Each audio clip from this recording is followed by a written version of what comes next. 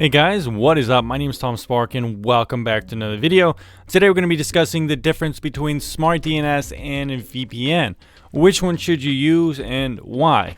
So guys, first we're going to be talking about DNS and then we're going to be talking about VPN and the reasons for using each different kind of technology. So number one, for using VPN, the most important thing is that you're using it for more anonymity or privacy, and it does this very well by changing your IP address. This makes it hard to identify you while you're torrenting or just visiting websites. It's also going to encrypt your outgoing traffic so your ISP can't see what websites you are visiting.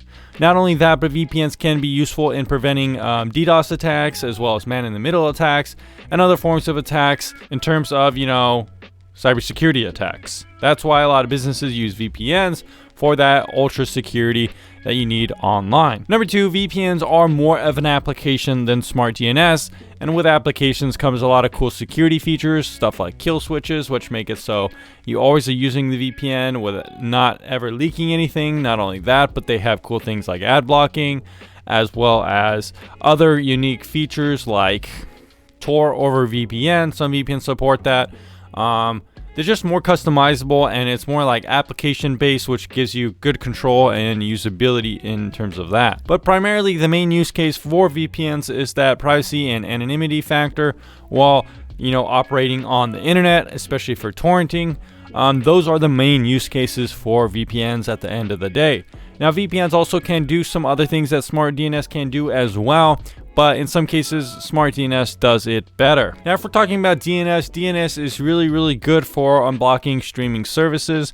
When you change your DNS, you could trick a lot of websites into thinking you're in a different location, and the cool thing about this is it doesn't require an application. You just change the DNS on your computer, smartphone, or kind of smart device, even a gaming console, and you usually can unblock streaming services with this little trick. In fact, I've made a video on this on my channel already about it, using VPN's streaming DNS to unblock geo restrictions on my PS5. DNS is also really good at blocking ads. You could do that with VPNs too, but even some VPNs like TorGuard use DNS features within their application to block ads. There are a lot of free DNSs out there. Stuff like VPN offers one, stuff like AdGuard. There's a lot of DNSs that you can use out there that will block ads while using your device. This is a pretty cool thing, but sometimes you got to be careful because some websites will get broken or not work properly, or some apps as well. So just keep that in mind. But it's definitely an advantage of DNS that you could just kind of easily put it on your phone with a couple different numbers and get it blocking ads really quickly. Additionally, when using DNS, there's very little speed loss as well, since you're not really encrypting your traffic or even changing your IP.